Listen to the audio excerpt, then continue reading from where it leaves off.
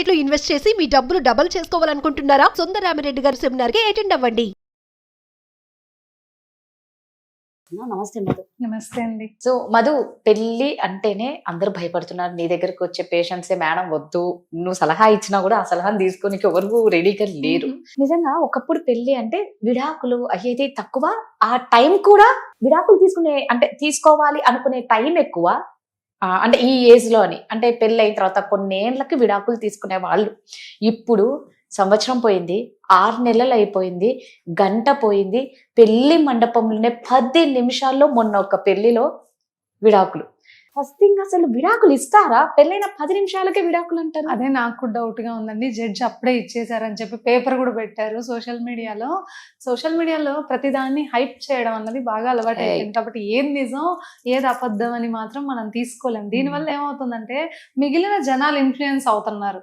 ఏంటి నాకు ఈ బాధ, నేను కూడా ఇచ్చేస్తాను అన్నట్టు. బట్ 3 minutes కి విడాకులు ఇవ్వడం అనేది అంత కరెక్ట్ కాదు. ఆ అబ్బాయి ఏం మాట్లాడాడో మనకు తెలియదు. స్టూపిడ్ అన్నాడంట, అందుకోసమని ఆ అమ్మాయి ఈగో హట్ అయి విడాకులు ఇచ్చేసింది అంతే. అంటే ఏ సిచ్యువేషన్ లో అన్నాడు అన్నది మనకి క్లారిటీగా తెలియదు. అండ్ ఇంకొకటి ఏంటంటే, ఆడపిల్లలు ఈ మధ్య బాగా చదువుకుంటున్నారు, వాళ్ళు రెస్పెక్ట్ కోరుకుంటున్నారు. వాళ్ళు ఏమి పని చెయ్యము అని చెప్పట్లేదు, మేము సపోర్ట్ చేయమని చెప్పట్లేదు, మాకు కూడా కాస్త విలువ ఇవ్వండి అని అడుగుతున్నారు. బట్ అబ్బాయిలు చిన్నప్పటి నుంచి పెరిగిన వాతావరణంలో మన అమ్మని మన తండ్రి గారు గౌరవించి ఉండరు. సో మనం కూడా గౌరవించాల్సిన అవసరం లేదుగా, మన కాళ్ళ కింద చొప్పు అన్నట్లు చూస్తున్నారు చాలా మంది ఫ్యామిలీస్ లో ఇప్పటికీ. అంటే ఈ కాలంలో కూడా 100% అండి. అంటే భయపడుతున్నారు కదా అబ్బాయిలు అమ్మాయిల్ని పెళ్లి చేసుకోవాలి అంటే, అందుకు అడుగుతున్నా. ఈ కాలంలో కొన్ని అలా ఉన్నాయి, ఇలా కొన్ని ఇలా ఉన్నాయి. ఉన్నాయి. ఒక్కటే కాదు కదా, కొంతమంది పూజారులు ఉంటారు, అవును. అలాంటి ఇళ్లల్లో ఆడపిల్లలు చదువుకొని వెళ్ళినా కూడా వాళ్ళని ఉద్యోగానికి పంపించరు. వాళ్ళందరికీ సేవ చేస్తూ అక్కడే పడి ఉండాలి. వాళ్ళని ఎంత హింసిస్తారంటే అంత హింసిస్తారు. ఇంకా ఆ ప్లేస్ నుంచి వాళ్ళు కదలకూడదు, బయటకు వెళ్ళకూడదు, ఎవరితోనూ మాట్లాడకూడదు. నువ్వు ఉన్నది మా సేవ కోసమే అన్నట్లు ఆపేస్తున్నారు. భక్తి, మంచితనం అన్నీ ఉండాలి, స్వేచ్ఛ కూడా ఉండాలి. మనిషి జీవితానికి గొడ్డు జీవితానికి డిఫరెన్సియేషన్ లేకుండా ఆడపిల్లని కట్టేసేయాలి అని అంటే అది జరగదు. ఈ కాలంలో అస్సలు జరగదు. అందుకే వాళ్ళు రివర్స్ అవుతున్నారు. మమ్మల్ని చంపేస్తున్నారే అంటే మీరు ఏం చేశారు ముందు? కరెక్ట్, మీరు ఏదో ఒకటి చెయ్యండి, వాళ్ళు అలా రియాక్ట్ అవ్వరు కదా.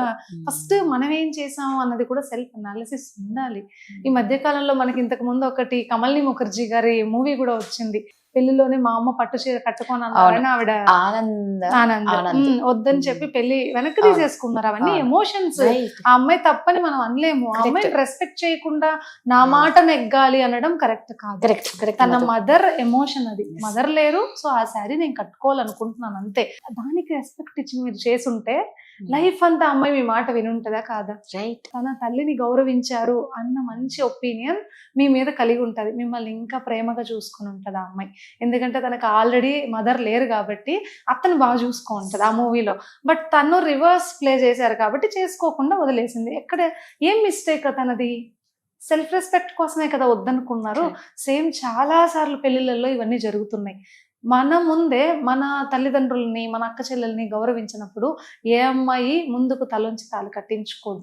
చాలా పెళ్లిళ్ళు అలా పీటల మీద కూడా ఆగిపోయాయి నా ముందే. ఇప్పుడు నేను కూడా చూస్తాను, చాలా మంది ఆడపిల్లలు వదిలేస్తున్నారు. అవసరం లేదు, నేను చదువుకున్నా, నేను సంపాదించుకుంటున్నా, నీకొచ్చి ఇక్కడ సేవ చేస్తూ నీ దగ్గర అనిపించుకోవాల్సిన అవసరం నాకేముంది? నేను ఇన్ని చేస్తున్నప్పుడు, నా కుటుంబాన్ని వదిలి నీ కోసం వస్తున్నప్పుడు, నీ కుటుంబ పేరుని ప్రతిష్టని నేను మోయబోతున్నప్పుడు నువ్వు నాకు గౌరవం ఇవ్వాలి కదా. అది ఇవ్వనప్పుడు ఎందుకు చేసుకోవాలి? నాకేం తక్కువ? చదువు తక్కువ?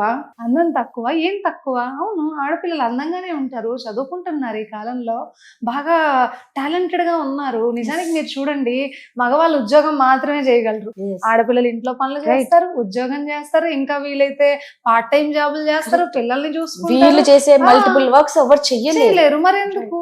ఎవరికి రెస్పెక్ట్ ఎక్కువ ఇవ్వాలి? జంతుకు కూడా రెస్పెక్ట్ ఇవ్వాలి, కాదని నేను అనట్లేదు. ఎప్పుడు ఇవ్వాలి? ఇద్దరూ సమానం అన్నది మనం కూడా చూసుకోవాలి కదా. అది లేకుండా ఉంటే చాలా కష్టం అండి. ఎక్కడ అసలు నా దగ్గరకు వచ్చిన వాళ్ళు ఇంట్లో అసలు హోమ్ మేకర్ గా పనిచేస్తున్న ఆడపిల్ల నుంచి డిఎస్పి స్థాయి వరకు బాధపడ్డ వాళ్ళు ఉన్నారు. మేడం కేవలం ఆడదాన్ని అని చెప్పి నాకు ప్రమోషన్ ఇవ్వలేదు మేడం, కేవలం అమ్మాయి అని చెప్పి నాకు ప్రమోషన్ ఇవ్వలేదు. నాకేం తక్కువ, వాళ్ళకంటే ఎక్కువ టైం వర్క్ చేస్తున్నా, వాళ్ళకంటే కాన్ఫిడెంట్ గా వర్క్ చేస్తున్నా, నా ఫ్యామిలీని, నా వర్క్స్ ని, పిల్లల్ని అన్నింటినీ పక్కన పెట్టి నేను అంత వర్క్ చేస్తున్నా కదా, మరి ఎందుకు ఇవ్వలేదు వీళ్ళు, కేవలం అమ్మాయి అని చెప్పి నాకు ప్రమోషన్ ఇవ్వలేదు అని చెప్పి బాధపడ్డ ఆవిడ కూడా ఉన్నారు. ఆఖరికి అంత స్థాయికి వెళ్ళినా కూడా అక్కడ కూడా డిస్క్రిమినేషన్ ఉంది, ఇంట్లోనూ ఉంది. ఇంకా ఆడపిల్లలు ఎగ్జాస్ట్ అవ్వరా? మీరు వాళ్ళకి ఇవ్వాల్సిన రెస్పెక్ట్ ఇచ్చి చూడండి, వాళ్ళ ప్రేమ 10 ఇంతలు ఉంటుంది. అది తీసుకునే శక్తి మీకు సరిపోదు, అసలు సరిపోదు. మీరు తినలేదు, మీ కడుపు నిండిపోతుంది, అసలు అంత పెడతారు. మీరు ప్రేమగా చూసుకోండి, వాళ్ళని అణిచేయాలని కాదు, గౌరవించాలని చూడండి. ఎంతసేపు మనం అనుస్తూనే ఉంటే ఒకరోజు రివర్స్ అయిపోతుంది. ఎంతసేపు అందుకే అంటారు కదా, పిల్లిని గదిలో వేసి ఉంచితే పులిలా బయటకు వస్తుంది. ఖచ్చితంగా అలా ఎప్పుడు ఆడపిల్లని చేయకండి. చాలా మంది ఆడవాళ్ళండి, నేను స్మార్ట్ లేడీ అని చేస్తుంటాను కదా, ఉమెన్ అందరూ హెల్త్ ప్రాబ్లమ్స్ తో అక్కడికి జాయిన్ అవుతారు. కానీ వాళ్ళ ప్రాబ్లం హెల్త్ ప్రాబ్లం కాదు, ఈ థైరాయిడ్ కానీ, బీపీ కానీ, లేకపోతే వాళ్ళకి వచ్చేటటువంటి డయాబెటీస్ కానీ, పీసీఓఎస్ కానీ ఎమోషనల్ గా డిస్కనెక్ట్ అవ్వడం వల్ల, ఎమోషనల్ ప్రెజర్ వల్ల స్ట్రెస్ కి గురై వాళ్ళకి ఈ ప్రాబ్లమ్స్ వస్తున్నాయి. బట్ వాళ్ళకే తెలీదు మేము ఏం చేస్తున్నాం, మేము సరిగా తినట్లేదు కదా, ఇందువల్ల వచ్చిందేమో, అందుకు వచ్చిందేమో, ఈ ప్రోడక్ట్స్ వల్ల అని చెప్పి ఇవన్నీ వాడుకుంటున్నారు, టాబ్లెట్స్ వాడుతున్నారు. కానీ అసలు ప్రాబ్లం అది కాదు. ఎమోషనల్ గా చాలా స్ట్రెస్ ని ఫీల్ అవుతున్నారు. ఎవరైనా ఏదైనా అంటే బాడీ మీద చూపిస్తారు, తినరు, లేదా ఓవర్ ఈటింగ్ చేసేస్తారు, ఎమోషనల్ ఈటింగ్ చేసేస్తారు. సో ఒబేస్ వచ్చేస్తున్నారు. సో థైరాయిడ్, డయాబెటీస్ ఇవన్నీ వీళ్ళకి ఇందుకే వస్తున్నాయి. అత్త మాటలన్నీ భరించాలి, భర్త మాటలన్నీ భరించాలి, ఆఫీస్లో మాటలన్నీ భరించాలి. ఇవన్నీ భరించి వీళ్ళకి ఇర్రెగ్యులర్ పీరియడ్స్ రావడం ఇవన్నీ ఎక్కువైపోయినాయి ఈ మధ్య కాలంలో. చూడండి, ఇంతకు ముందు మన అమ్మలకి అట్లా లేదు ప్రాబ్లం. వాళ్ళు తీసుకునే వాళ్ళు అన్నా కూడా మాట, వీళ్ళే సర్దుకునేస్తా ఉన్నారు ఫస్టే. సో మన లైఫ్ ఇంతే, మనం ఇంతే, మనం ఇలా ఉండాలి అన్న మైండ్ సెట్ మన మదర్స్ కు ఉండేది. ఇప్పుడు ఉందా? లేదు కదా. ఎందుకుంటుంది? బాగా చదువుకున్నారు, అన్ని చేయగలుగుతున్నారు, మేమెందుకు తక్కువ మీకంటే అన్న ఇది ఉంది. కాబట్టి ఒప్పుకోలేరు ఆడపిల్లలు. సో దానికి దీనికి మధ్యలో స్ట్రగుల్ అయ్యి వాళ్ళని వాళ్ళు స్ట్రెస్ చేసుకుని బాడీని హింసించి ఈ హెల్త్ ప్రాబ్లమ్స్ అన్నీ తెచ్చుకుంటున్నారు. చివరికి వాళ్ళతో మాట్లాడినప్పుడు నాకు అనిపించేది ఏంటంటే, వాళ్ళకి అది సిమ్టమ్, థైరాయిడ్ కానీ, పీసీఓడి కానీ, డయాబెటీస్ కానీ సిమ్టమ్. మీ బాడీని మీరు పట్టించుకోకపోవడం వల్ల వచ్చే సిమ్టమ్ అది. కానీ మెయిన్ ట్రిగ్గర్ పాయింట్ ఏంటంటే, మీరు ఎమోషనల్గా బర్న్అవుట్ అవ్వడం, ఎక్కువ టైం స్ట్రెస్లోనే ఉండడం, ఎక్కువ టైం బాధపడుతూనే ఉండడం. సో మీరు బాధపడుతున్నప్పుడు ఏమవుతుంది, బాడీలో కార్టిజోల్ రిలీజ్ అవుతుంది. కార్టిజోల్ రిలీజ్ అయినప్పుడు మన బాడీ ఎంతసేపు ఫైటింగ్ మోడ్లో ఉంటుంది. కరెక్ట్. అప్పుడు హీలింగ్ జరగదు. ఆటోమేటిక్గా మీకు ఈ ప్రాబ్లమ్స్ అన్నీ వస్తాయి. మీరేమో మాత్రలు వేసుకోవడం, డాక్టర్ చుట్టూ తిరగడం, మళ్ళీ వచ్చి ఏడుస్తూ తినకుండా పడుకోవడం. ఎవరిని సాధిస్తారు?